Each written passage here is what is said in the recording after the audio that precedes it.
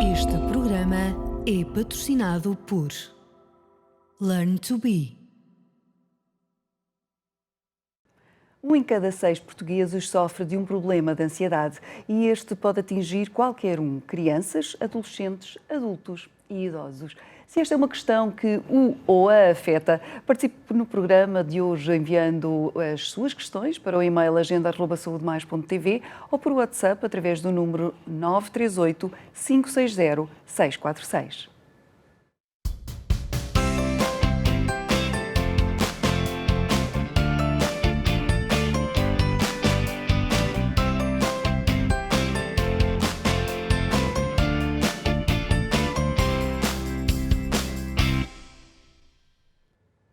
Quando estamos preocupados, nervosos ou com receio do que poderá acontecer, dizemos estar ansiosos. Mas quando esta situação foge do nosso controle, devemos procurar ajuda?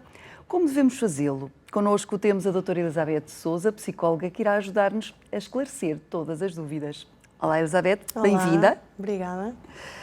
Começamos precisamente com esta situação. Quando é que a ansiedade se torna um problema? Portanto, aqui a ansiedade todos nós sentimos, é normal, acaba por ser um instinto de sobrevivência para conseguirmos lidar com as ameaças, sejam mentais, físicas, sociais. No entanto, torna-se ou pode-se tornar um problema ou uma perturbação quando nos prejudica nas atividades diárias, não é? Em múltiplas áreas da nossa vida. E existem diferentes tipos de ansiedade? Sim, vários. A ansiedade generalizada, portanto, quando há uma tensão e não há uma razão aparente, simplesmente há uma tensão e um nervosismo inexplicável, sem um motivo. Temos também uma fobia específica, por exemplo, o medo de aranhas, aracnofobia. Com certeza alguma pessoa pode sentir, não é? Uma fobia específica. Aqui uma fobia social, ou seja, uma ansiedade face aqui a acontecimentos sociais, em relação a acontecimentos ou circunstâncias sociais, uma reunião, eventos sociais. Temos também aqui pós-traumático, portanto, quando aqui há um acontecimento muito traumático que nos marcou bastante e depois há uma ansiedade após esse evento, portanto, há aqui múltiplas perturbações que se podem concretizar e sentir a nível da ansiedade, sim. E quais é que poderão ser as causas? Ou seja, porque imagino que as pessoas são diferentes, naturalmente, sim, com certeza, diferem sim. umas das outras. Porquê é que umas são mais sensíveis a este, digamos, descontrolo perante a ansiedade do que outras? Então, nunca é o acontecimento, é a interpretação que nós temos sobre esse acontecimento, não é? Portanto, como referi, é normal sentirmos um pouco de ansiedade. Quando nos perturba o dia-a-dia é que se torna, ou pode se tornar aqui uma perturbação. Possíveis formas de interferir nessa forma como lidamos é, por exemplo, causas genéticas, questões de eventos traumáticos. Se tenham familiares que eventualmente sentem ansiedade, possivelmente posso ter mais probabilidade de vir a sentir. Se, eventualmente, eu tive um acontecimento de muito conflito ou vivia num acontecimentos de conflito, vai ser mais propício. Portanto, são estas questões que podem despertar aqui a forma como lidamos a ansiedade, não é? com a ansiedade. No início eu dizia que, de facto, a ansiedade pode atingir em qualquer idade, seja na infância, na idade adulta ou na idade mais sénior. Como é que é lidar depois? Ou seja, certamente é diferente de dar ferramentas, de técnicas, digamos assim, para lidar com esta situação a um adulto do que a um adolescente ou uma criança. Como é que vocês, enquanto profissionais, conseguem ajudar estas pessoas? Então, de facto, pode acontecer tanto na infância, na adolescência, como quando somos adultos. Eu acredito que técnicas como respirações, pranayamas, em que prana é energia e yama é controle, portanto, controle da energia através da respiração, meditações, portanto, podem resultar nestas 3 faixas etárias. Portanto, considero aqui uma boa forma de lidar e de ajudar nesta situação, sim. Vamos à primeira pergunta dos nossos espectadores. João Fonseca, de 29 anos, que nos diz, enviou-nos a mensagem por WhatsApp e que diz: em alturas de maior stress do trabalho costumo ter insónias. Pode estar relacionado com a ansiedade? Pode, sim. Aqui uma forma de lidar aqui com a ansiedade, especialmente antes de dormir, pode ser perceber a causa. O que é que me causa essa ansiedade? Será que é a forma como eu lido com a minha vida? Aqui um grande stress, uma alimentação desregulada. O que é que causa a minha ansiedade? Porque a ansiedade acaba por ser uma consequência, não é? Portanto, eu quero perceber aqui a causa para poder lidar da melhor forma, a origem. Depois podemos efetivamente fazer outras estratégias, como por exemplo escrita. Eu acredito muito na escrita terapêutica, na reflexão.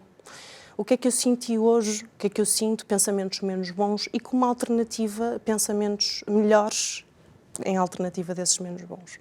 Respirações, técnicas de respiração abdominal, peitoral, portanto contagem de 1 a 10, aqui em termos de meditação, diversos tipos de meditação, e ritual de sono.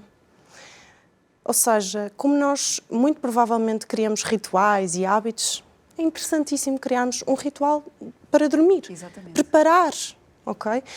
Diminuir aqui a exposição ao telefone, à televisão, aparelhos eletrónicos, preparar todo um processo para preparar para dormir.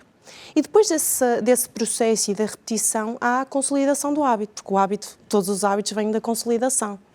Então, a repetição torna muito mais propício. Com o ritual, conciliando, é muito mais simples e fácil de conseguir, sim, melhorar o processo de sono, que é crucial, não é? A forma como dormimos vai interferir no amanhã, então acaba por ser um loop, não é? Então é importante.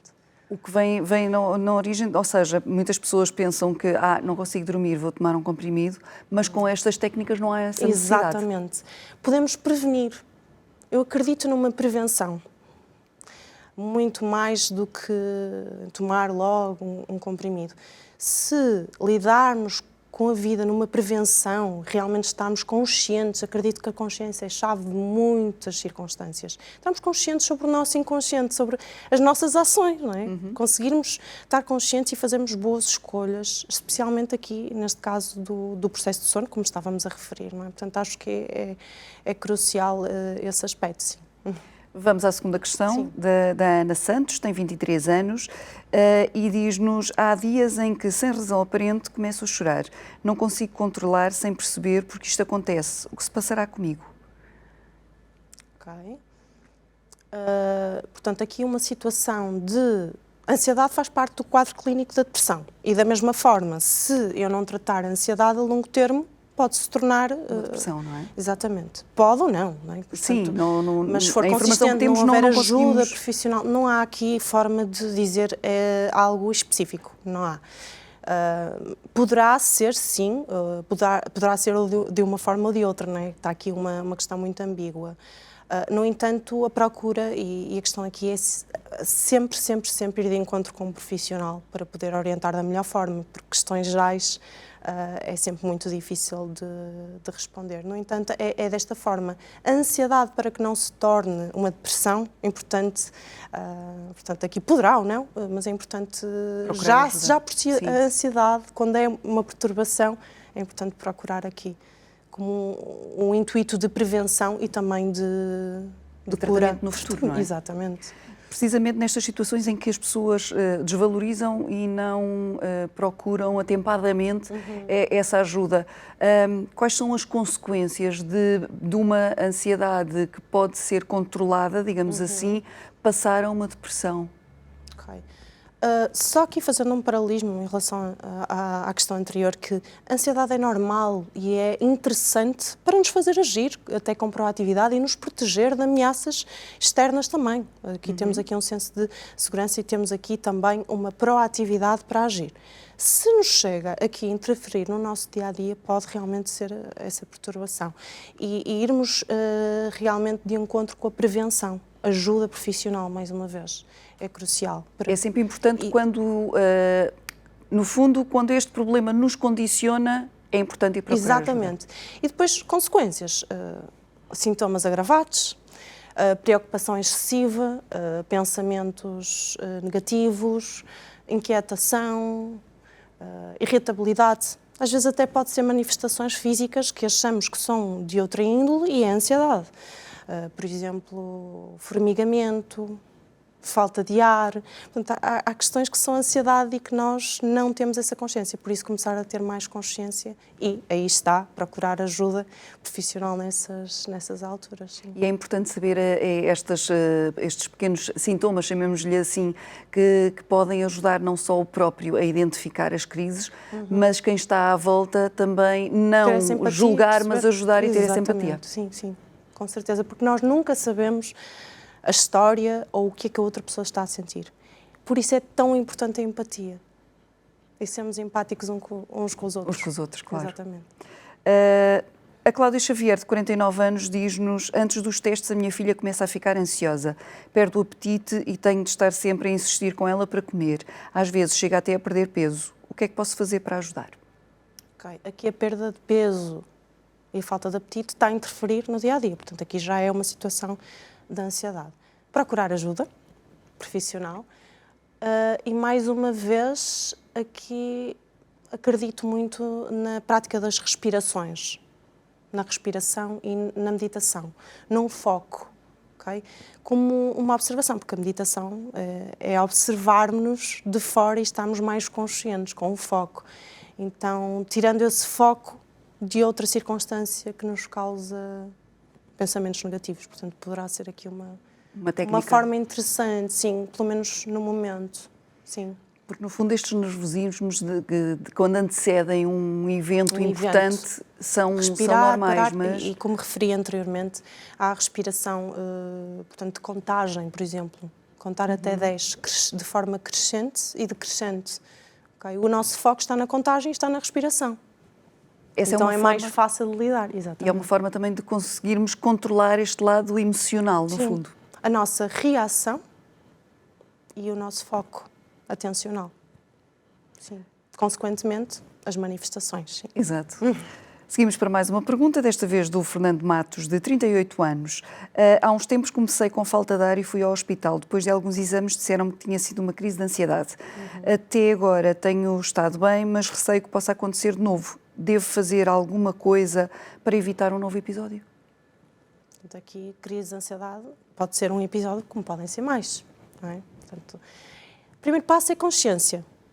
Estar consciente realmente do que isso aconteceu e que não quer que isso se volte a repetir e que precisa de ajuda e de orientação. O que poderá acontecer é realmente os sintomas agravarem-se e agravarem-se. É falta de ar, formigamento, manifestações físicas, não é? E agravadas. Aqui a situação de melhorar aqui o acompanhamento mais consistente, com mais regularidade, como profissional, sim. Da sua experiência clínica costuma, ou seja, existem mais pessoas que têm um episódio único apenas ou a reincidência é mais comum? Não existe aqui, portanto, um número ideal, não é? Agora, pode acontecer sim um único episódio, como pode acontecer mais. E daí, se houver um acompanhamento com consistência, há uma prevenção para que as próprias crises não se agravem. Exatamente, não é? Sim. E de facto, o que é que leva a estes... Ou seja, o ataque de pânico, como é comumente chamado, deve-se precisamente ao problema da ansiedade na mente da pessoa ou a estes sintomas que podem ser parecidos com problemas de coração ou o que seja, e que levam a pessoa a achar que está com um problema de saúde física e não mental? Está interligado, não é? Ora, se eu estou com um pensamento, uma ansiedade que me causa o sintoma físico, depois o sintoma físico pode eventualmente fazer aqui... É tipo bola de neve, não é? Exatamente. Acaba por ser dessa forma. Portanto, uma coisa influencia a outra. É inevitável, sim. E como é que, ou seja, como é que sinais é que a pessoa pode ter? Falava-me há pouco precisamente da parte escrita. Isso pode ser uma ferramenta para que a pessoa saiba que eu há não sei quantos dias senti-me assim e desencadeou isto, estou a começar a sentir o mesmo então vou usar técnicas para que isto não desenvolva. Sim, por exemplo, a escrita terapêutica, eu acredito muito na escrita como forma de expressão. Acredito muito na arte como forma de expressão, na verdade. Sou muito apaixonada por arte também e acredito que é uma forma de nos expressarmos o que está em nós. Se nós escrevermos, é uma exteriorização. O que é que acaba por fazer? Acaba por causar aqui um alívio e acaba por causar aqui uma consciência também. Por exemplo, em termos até de gestão emocional, que está também, de certa forma, interligada, o facto de eu escrever quais são as minhas prioridades principais na minha vida e, dentro dessas minhas prioridades principais, o que é que eu controlo e focar no que eu controlo, é mais simples de também causar aqui um alívio. Porque aquilo que eu não controlo, eu não posso fazer grande coisa, e se eu me focar no que eu não controlo, vai causar alguma ansiedade. Exato. Então, quais são as minhas prioridades neste momento, na minha vida? Alguma vez eu parei para pensar quais são as minhas principais prioridades? E depois, dentro destas prioridades, o que é que eu posso controlar ou não? Se eu não controlo, o meu foco atencional não está bem. É naquilo que eu posso controlar, efetivamente. Porque nós não podemos controlar a maior parte das coisas. Então, vamos pensar naquilo que realmente poderá ser o nosso principal foco.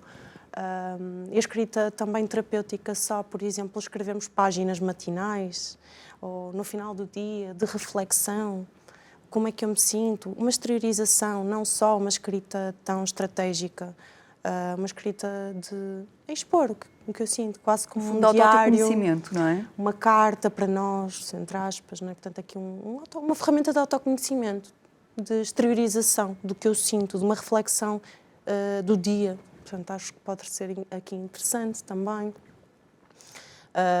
Múltiplas ferramentas que poderemos usar também. Usar, sim. Temos ainda a questão da Magda Fernandes, de 32 anos. Desde criança que não consigo aproximar-me de cães. Cheguei a perguntar aos meus pais se alguma vez me tinha acontecido alguma coisa envolvendo um cão ou que eu não me lembrasse, mas eles dizem que não. Por isso, quando as pessoas me dizem que os cães são meigos e que não fazem mal, eu começo a tremer e a afastar-me. É mais forte que eu o que posso fazer para superar este medo. Estamos perante uma situação de fobia. Sim, especificamente em relação ao cão. Exato. Aqui, possivelmente uma exposição. Quando nós temos um medo, o que acontece usualmente é que nós procuramos fugir desse medo, porque nos causa tensão, nos causa nervosismo, a curto prazo.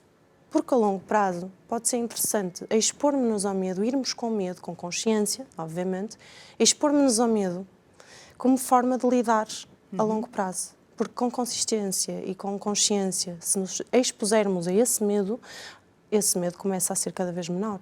Então acredito que dessa forma, com ajuda, obviamente, poderá ser interessante. Portanto, aqui uma terapia da exposição. Quais são as fobias normalmente mais comuns que vos aparecem em clínica? Existem múltiplas. Agora, aracnofobia, por exemplo, medo de aranhas, claustrofobia, portanto, medo de locais fechados, a própria fobia de cães, portanto, aqui a aerofobia, portanto, existem múltiplas. Vários. Sim.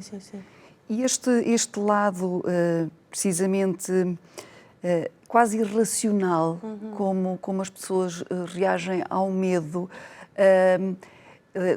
este lado que, como esta espectadora que não sabe a origem dele, a grande maioria não sabe a sua origem ou alguns sabem que se passou por um episódio traumático, ou que seja. Pode ser uma fobia específica, como no caso pode ser stress pós-traumático, não é? Ou seja, neste caso, uma fobia específica que é em relação a um cão, uma aranha, um objeto, um cenário específico, como pode ser realmente uma outra circunstância, um acontecimento traumático, e aí já é uma ansiedade pós esse acontecimento traumático. Não é? Portanto, mas é mais fácil de se tratar quando se sabe a causa, no caso de ser um episódio traumático, do que quando se desconhece essa causa? Não há assim uma resposta específica, não é? No entanto, é sempre importante percebermos a origem do problema, sabendo que há essas duas, como agora referimos, pode ser essas duas, de facto, um acontecimento traumático, não é? Ou há uma fobia aqui específico. E como é que, perante a terapia, é possível que haja uma cura, digamos assim, ou a pessoa simplesmente vai controlando este seu lado, sem haver exatamente uma cura? Primeiro a consciência, depois a gestão dessa ansiedade, desse medo, e acredito numa cura a longo termo com consistência, acima de tudo. Porque a chave é a consistência e a consciência. Acredito muito que é por aí. Sim. Quais são as consequências negativas se uma pessoa não souber tratar das suas fobias? Elas vão agravando e vão interferindo em todas as áreas, possivelmente, da nossa vida, em algumas áreas da nossa vida.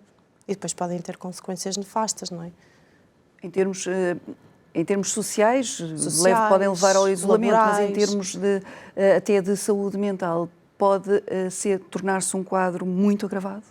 Sim, os sintomas podem ficar ainda mais agravados, não é? Portanto, aqui, no caso, pode passar de forma genérica, aqui, de forma geral, preocupação excessiva, pensamentos menos bons, depois para manifestações físicas, como tremores, formigamento, falta de ar, irritabilidade excessiva. Portanto, aqui começar também a ficar mais agravado e físico. O próprio corpo começar também a falar e a expressar. De todas estas histórias que ouvimos, as pessoas não devem ter medo nem receio, já que estávamos a falar de medo e receio, sim. de procurar um profissional de saúde mental. É essencial. Este é o ponto-chave que as pessoas devem ter sempre em mente. Sim, exatamente.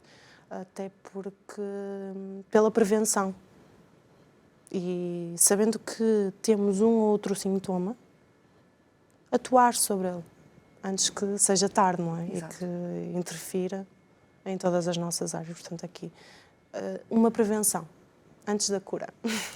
Sempre na prevenção é o melhor remédio, não é? Sim, exatamente. Obrigada, Elizabeth, pela sua ajuda com estas questões. No programa de hoje conversámos sobre ansiedade, pânico e fobias. Seja qual for a sua situação, não hesite em pedir ajuda a um profissional de saúde.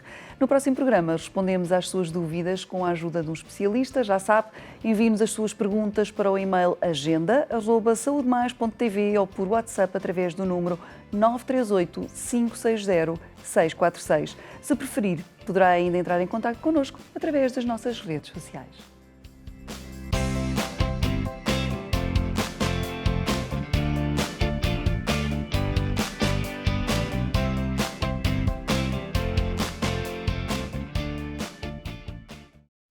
Este programa foi patrocinado por Learn to Be.